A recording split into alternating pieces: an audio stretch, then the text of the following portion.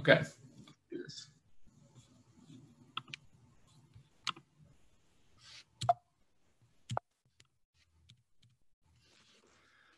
All right.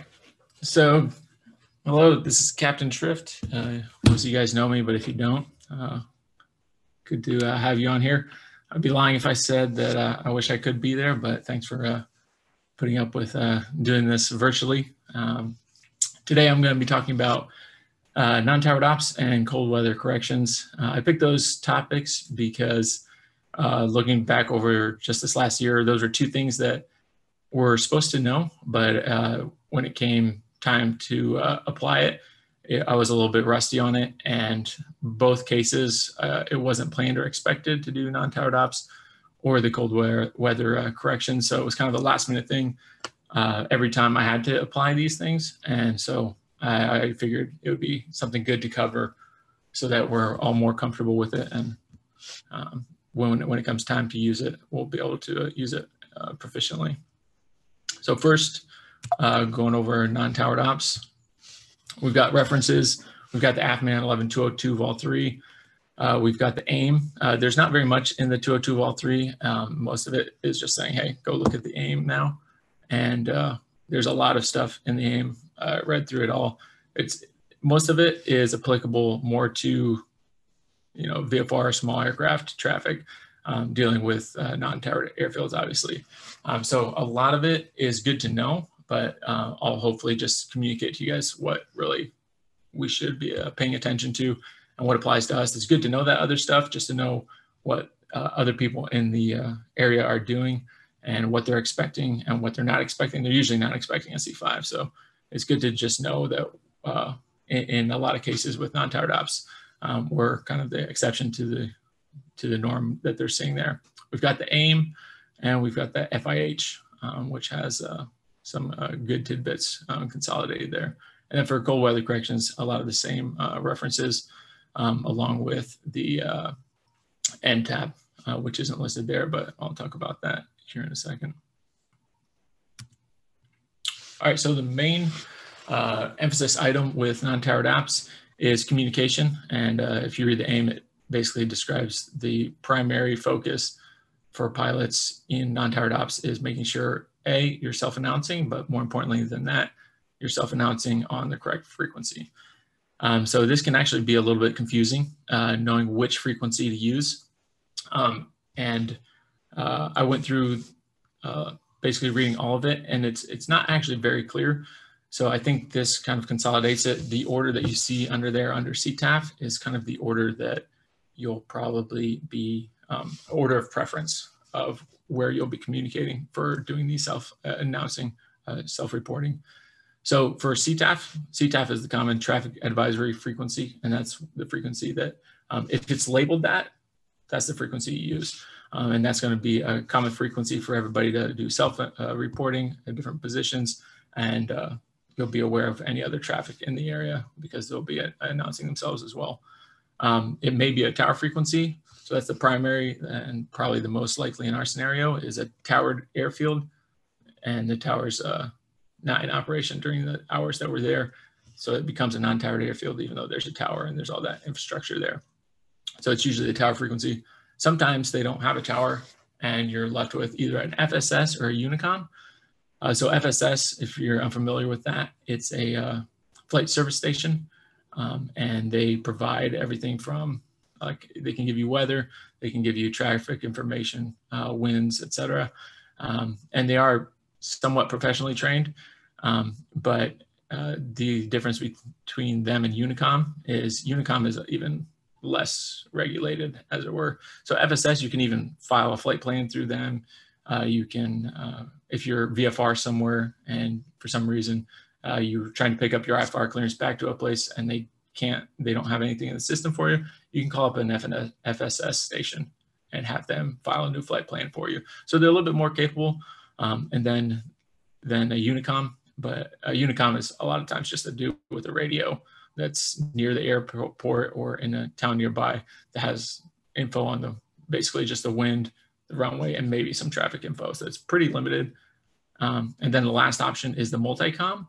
And multicom is the only frequency for multicom is 122.9. So it's a little confusing because Unicom, FSS, there are all these different frequencies. There's some common ones across the US that you can read in the FIH, but multicom is kind of like the last resort. That's usually when there's not an FSS, there's not a tower, there's not a Unicom, and it's just a 122.9. But as the name implies, it's multicom, so anybody could be on it for kind of any reason. So there might not even be anybody on it.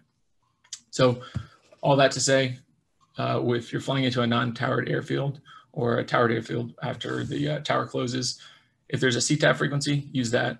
Otherwise, I would try the FSS or Unicom, and then last option, multicom. All right, so what do you want to announce at these non-towered airfields?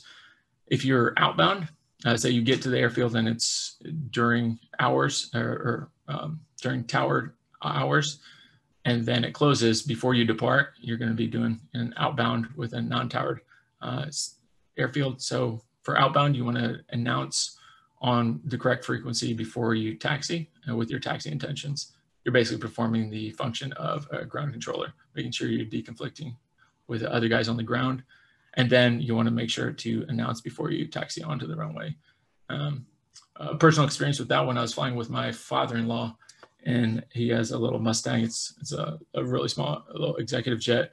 And we were on tower frequency. We were flying at a non-towered airfield, and we announced our self-taxi out. We announced everything. We're announcing as we're about to get on the runway, and someone turns on their landing lights basically right over the threshold and lands right in front of us. We didn't hear a thing. Come to find out, we were wrong, or I was kind of just a passenger in this situation. But he was on the tower frequency. But in this case, this is one of the airfields where the tower frequency is not the CTAF frequency after tower ops. And the other guy was on the correct frequency, and we switched over, and he basically yelled at us over the radio. But that's a perfect example of how it can be very dangerous if you're not on the right frequency, and you want to be announcing what you're doing so that other traffic can make sure to either go around or do the safest option. So that's for outbound. You want to make sure, especially you're clearing for inbound traffic and announcing before you take the runway. And just for the fact that it's not controlled, people can take off from different runways and land at different runways. So there's that extra level of caution you have to be careful of. It could be coming from the opposite direction than you're taking off. So make sure to announce that. So for inbound, it's basically everything from 10 miles in. So you want to announce yourself 10 miles from the field when you're entering downwind, which not usually the case for us. Usually we're doing a straight in approach, going IFR to some sort of instrument approach. So we'll usually self-announce 10 miles out as soon as the ATC switches you over. And then you want to be very clear with probably a straight in your intentions. I gave an example there for a normal radio call. The important part is to, announce the name of the airfield with traffic in the beginning, and then say the airfield name again at the end.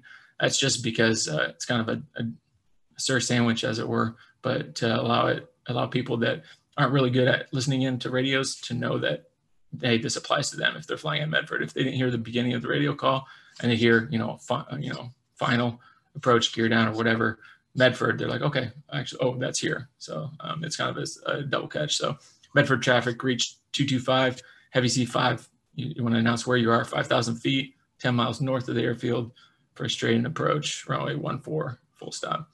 So just try to communicate as much as you can, as clearly as you can, and in layman's terms. So a lot of these people could be a 19-year-old kid trying to get 20 or 50 hours for his PPL flying around there. So you want to be really clear, let them know what you're doing and where you'll be and what you are. Some people might not even know what a C5 is, just a heavy C5 gray. You could even say the color of the airplane if it's during the day to help them identify you. So for self-announcing, anything inside of 10 miles, inbound or outbound, basically. And you want to just be announcing your intentions as listed there with the radio call, like that example there. Where do you find the frequencies? There's a couple places you can find the frequencies. One is the IFR SUP, there for Medford, for example, under communications. You see the CTAF, in this case, so we actually flew into Medford during the fire evac. We were over the Atlantic Ocean when they said, hey, Travis is closed, you guys have to divert somewhere else. So we were diverting into Medford, and the tower actually closed right before we got there, like 15 minutes before we got there. So we went from being a towered airfield to a non-towered airfield because of a slight delay out of Rota. So we've got CTAF, we've got Unicom, and we do have a FSS there, the Minville radio. In this case, they have identified frequency for CTAF, so use that frequency. So we used a 114.9 there over next to communications there. The other place you can find it is VFR sectional. So this is what everybody else is going to be using that's flying VFR, small aircraft, all that. So this is a good way to get SA to what they're seeing, and it's a good way to double check frequencies. So on this VFR sectional, I have on the left here part of the legend that just shows you where to find information, what that information means. So in this case, we have right there, we've got Medford. You can see the frequency right above that 122.65. That's the FSS. And then underneath the box will be the name of the radio who's actually controlling that. So it would be Minville radio on the FSS frequency 122.65. If you see above that, just above that where it has the Rogue Valley information, you have CT, well, 119.4. That's the frequency there for CTAF. So you can find it on the VFR sectional.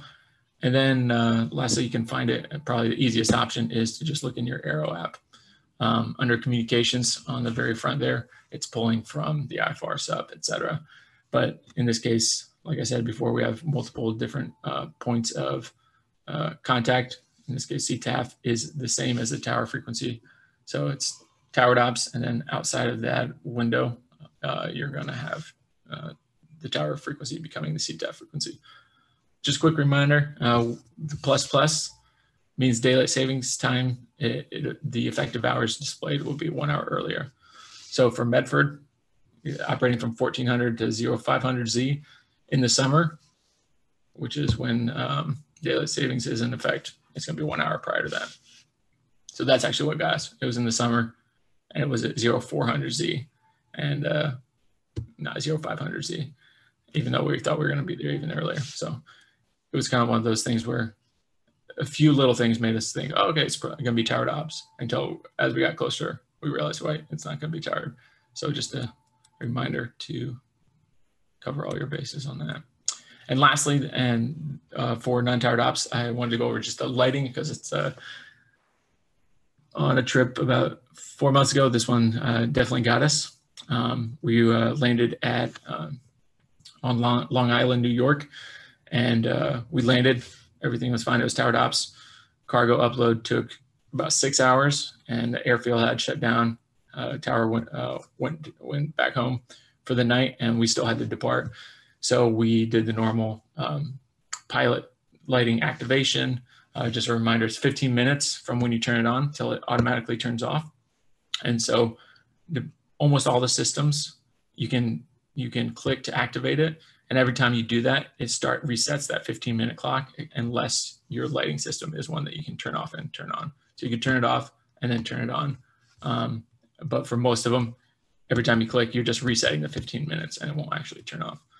So 15-minute activation, I say that because we did the normal self-announcing for before taxi. We were about to self-announced before taking the runway. So we did our clicks appropriately, reset the 15 minutes, but right before we started taxiing onto the runway, we got a call back from the ATC with I have our clearance change, and that took a little while. We get on the runway, not really thinking, hey, in my mind, it's like, oh, 5 minutes have passed. So the pilot advanced the throttles, normal takeoff, we're taking off, and as we start rolling down the runway, the whole runway goes black. Quickly, I was able to reactivate it as in the right seat and came right back on. That's a good reminder that, hey, every chance you get, reset that 15 minutes so that you make sure that what happened to us does not happen to you. where you're going down the runway and all the lights go out.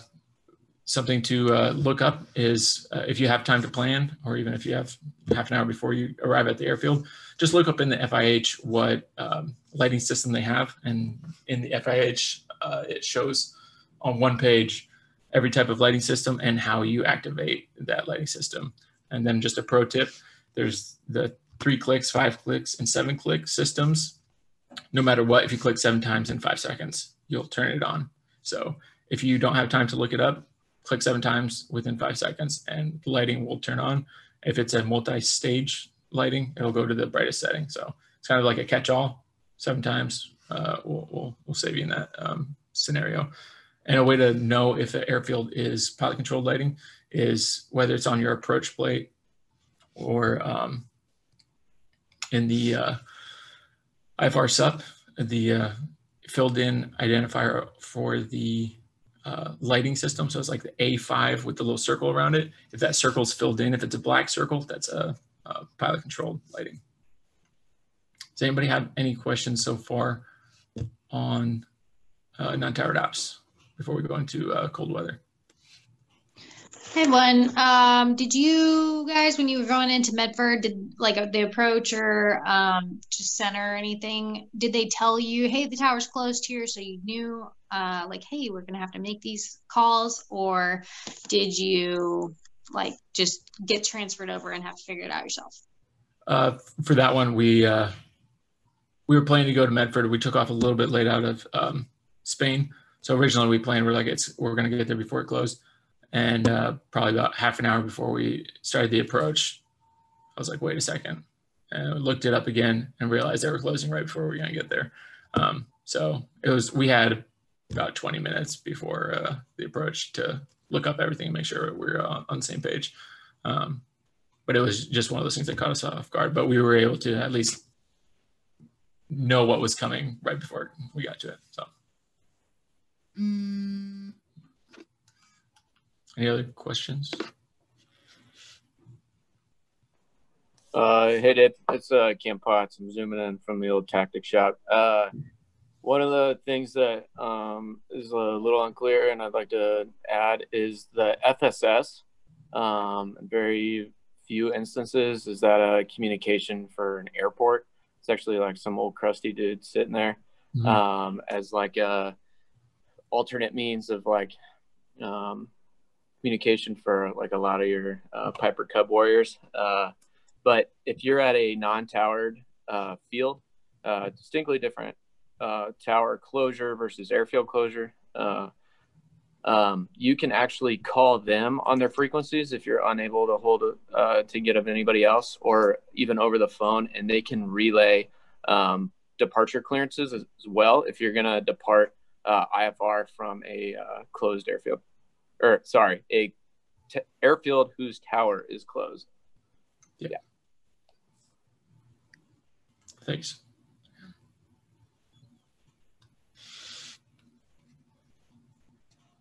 Any sorry, one last thing. Obviously, you can call FSS as well to get your flight plan closed out so you don't activate search and rescue. Yeah. Absolutely. All right. Well, if you have another question that comes up in the meantime, we'll continue on to cold weather corrections. All right. So cold weather altimeter corrections. Why do we do it?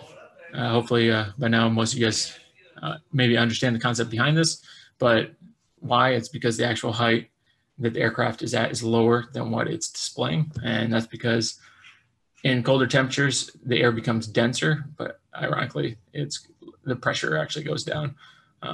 How that works, I don't know. I think maybe the denser air, it ends up being condensed lower, so there's less of the atmosphere above you at that point than usual. But that's just my guess at it with basic science background. Anyways, if somebody understands that better, feel free to explain it. But basically, when it's really cold outside, your altimeter is telling you that you are higher than you actually are, and that becomes dangerous when you get into either mountainous terrain or an airfield that has approach that is close to some sort of obstacle. So for cold weather altimeter corrections, the actions you want to take are first determine what altitudes to correct. There's kind of two big numbers to know, 0 degrees C and negative 30 degrees C. So if they're at or below those temperatures, you're going to be applying corrections. So outside of those two parameters, you want to ask the next few questions as well. If there's a snowflake on the approach, if you're in mountainous terrain, if there's a procedure turn, or if there's an intermediate altitude of greater or equal to 3,000 feet from the touchdown zone. And then we'll talk about that here in a second on the next page. But applying correction, you apply the corrections using the FIH, and you can interpolate off of that. It is a linear progression, so you can do the math and interpolate as detailed as you want. And then advise ATC of the corrected altitudes if you are correcting more than just inside the FAF. So if you're just correcting for inside the FAF, you don't have to tell ATC, but anything beyond that, you will have to advise ATC of those changes. Here you have the new 202 Vol 3 table. This really helps consolidate information that was conflicting at points and ambiguous at best previously. So this is the bread and butter of how we apply cold weather corrections now. So you have one scenario where you've got at or below 0 degrees C, but you haven't hit the negative 30 degree C threshold. And it's just a typical approach. You're not in mountainous terrain, you're not doing a procedure turn, and you're not at or above. You don't have an intermediate altitude at or above 3,000 feet from the altimeter setting. So in that first scenario, you correct all altitudes inside the FAF or below 1,000 feet AGL. And then every other option, you're correcting all the altitudes on the approach plate. So that really simplifies the amount of thinking you have to do and how to apply it. So from the 202 Vol 3, some new stuff with departures is for if you're departing and it's 0 degrees C or less, you will do corrections for all altitudes, including even your 400 foot above the runway until you get to your MSA. So if you've got different altitudes that you have to meet, you do apply those corrections, but as a reminder, do not correct ATC assigned altitudes. If for some reason you think the ATC assigned altitude is at an altitude that's dangerous based on the temperature, just ask for a higher altitude or tell them that you would like to climb for cold weather. And then arrival is determined by this table 4.4. Where this gets a little bit, I guess, a little bit more nuanced is, so the published snowflake option. So when you see an approach plate with a snowflake on it, as depicted there in the on the table, it has a temperature associated with it. So if it's at or below that temperature, you will apply those corrections to all the altitudes on the approach plate. But that comes from the FAA, and the FAA has a list of all those airfields, and they have a recommendation of what points to correct and what not to correct. So just don't, as an Air Force member, that doesn't apply to you. You do have to apply corrections, but you have to apply it to all of them. You don't get to choose, pick and choose what you correct, as our counterparts in the civilian world get to do. So for the 202 Vol 3 AMC SUP, there's just a real quick blurb from them showing the cold weather altitude correction. They just say, hey, if you're going to an airfield that has one of those snowflakes, look it up in the NTAP, do all the calculations and determine which one is more conservative. After looking at every single one of the tabs, all the numbers are the exact same. The only difference is how you might round up. That's the only way the NTAP option could be more conservative. And even in that description, the rounding up is optional. So just to simplify the process for you guys, if you do the corrections just based on the 202 Vol 3 using the FIH, you will be at least the required altitude. So the NTAP procedure, obviously double check it. And if it's on that list of weather corrected airfields, it's because that airfield is a dangerous airfield if the weather's cold. So I would just double check, but just as a quick info note, it's going to be as conservative as the new guidance from the 202. So here's the info from the NTAP. We've got on the left side, I just pulled the temperature correction chart. It's the exact same chart as the one in your FIH, except for the FIH actually has more categories. So this one jumps from like 10,000 feet or 1,000 feet to 1,500 feet. The FIH has intermediate altitudes and more temperature options. So it's just a little bit more in depth than this one. So the way you apply it is described just below it here. How to correct it. The way they describe it is a little bit more confusing, and that's why I was talking about it earlier about the fact that this could be more conservative if you apply the overcorrection or over rounding up and then to a whole number. That's the only way you would get a number that's higher than the normal FIH method. But even that is an optional rounding up. You can read this in detail, but that's pretty much what it says. On the right here, you'll see when you search for an airfield, see if it's on that list. It'll show up here, and it'll tell you the temperature at which it applies, and then it has the affected segments, intermediate, final, or missed approach. So they get to choose, hey, we're just going to do the intermediate and final. For us, we have to apply it to everything on the approach. So even though there's that table, you basically can't use it. All right, so for a current list of CTAs, this is what they're calling it now, the cold temperature airports. You can follow that link. It's from the FAA. And this bottom half of the screen is just a screenshot from that page, because it's a little confusing. They say, go to this page and you'll search for the airfield and to find out which ones are on that list. But if you actually go to that page and put in anything on the search engine, it just pulls up different approach plates and stuff for that airfield. It's actually at the bottom of that page under additional resources, you'll find the cold temperature airports. You click on that and it pulls up that list, just like we showed earlier. Any questions so far on cold weather corrections? We'll do a quick example then, and then if you do have questions, we'll dive into those. So a quick example, this one's straight from the 202, the example of China Lake airfield, TACAN 32 at negative 20 degrees C. So determine what needs to be corrected. There's no snowflake. It's not below negative 30 degrees C, and there's no, but there is an intermediate approach altitude that is greater or equal to 3,000. And just as a reminder, it's 3,000 from the touchdown zone elevation, TDZE, and that's determined by the 202. They say that's the altitude that they're assuming the temperature is, or the altimeter setting is set from. So use that altitude.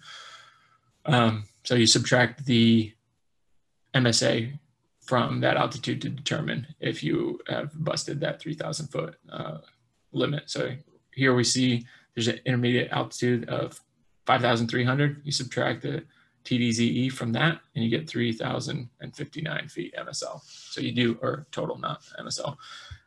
So you do need to apply the corrections. So then we go back, we realize from that table, we're gonna have to apply the corrections to everything.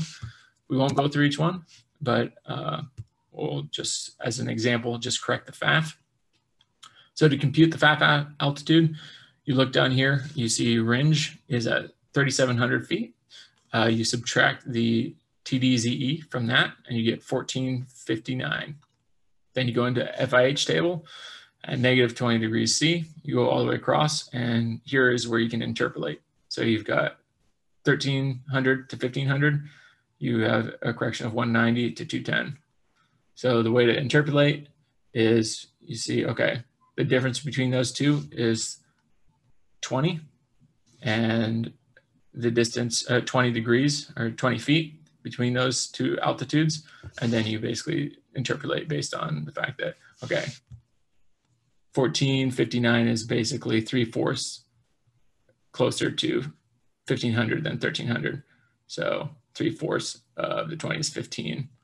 Approximately. So I ended up rounding it up a little bit because it's slightly over that. You get about 206. So you get to interpolate between the 1,300 and 1,500 with the temperature of negative 20. So you end up with, sorry, you end up adding 206 to 3,700, and you get the temperature corrected final approach fix of 3906. And you set that in for the altitude. Just a reminder, you do not change the altimeter setting ever when you're doing these corrections, because then you're just compounding confusion, and it says not to. That's an example of how to do those corrections. And then when I brought this up that I was doing this for CT, Captain Will asked me to just real quick remind people of the fuel temperature calculator, because apparently it's been applicable to some missions recently, how to use it and where to find it. So I'll cover that real quick, and then I'll open up for any questions about anything. So in case you didn't know, you have a fuel temperature calculator, and that's to make sure that if you're going through really, really cold temperatures at altitude specifically, that your fuel doesn't reach the point of freezing. Obviously, that'll be problematic with trying to get fuel to the engines. So in your Good Reader, you have a document. It's just called the C5 Fuel Temperature Planning. And if you search for that, you find it, open it up, you'll see what I have on the right half of the screen here. It's just a screenshot straight from there. The only two things it's a little calculator where you put your Mach number and your flight level, and it determines the limit that you have based on the SAT. So your static air temperature.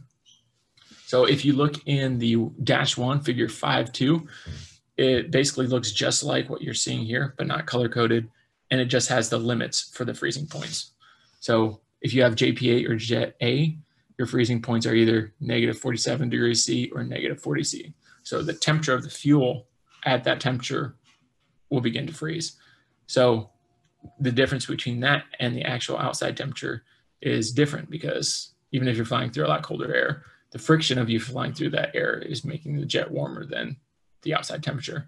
So that's why if you increase on this calculator, you can just play around with it to see the trends. That if you increase the Mach number, you're going faster, there's greater friction happening on the wing. So the freezing temperature, or the max allowable temperature, can actually be colder than you would normally be if you're flying slower, because it'll keep the fuel warmer by going faster and having more of that friction. And then obviously the flight level affects it as well. So if you're encountering pretty cold temperatures, throw in your Mach number, or even if you're planning to go through an area, pretty cold area, throw in your Mach number, flight level, and see what your limits are. Make sure you know that, so that if you have to descend, speed up, whatever you have to do to make sure that you're not getting into the dangerous realm. One quick note on that is we actually don't know the exact composition of the fuel in your tanks at any given time. You'll have what was last fueled with it, maybe the last few times, but just realize that it almost never goes to zero. So when you land with 50K, they fuel up with maybe another type, and then that jet lands with 30K, and they fuel up again and again. So basically you have a mixture of probably a couple of different fuel types. Obviously the lesser quantities kind of diluted down, but just realize that just because you filled up with JP8, maybe the one before that was Jet A, you want to use obviously the more conservative out of those two. And then just a reminder for the static air temperature, you can find that just by going to progress page 2 on the R3 key. It'll have the temperature there for any given point while you're flying along. That was a little bit long, but does anybody have any questions? That should be it. Questions, comments, inputs, corrections on something I said?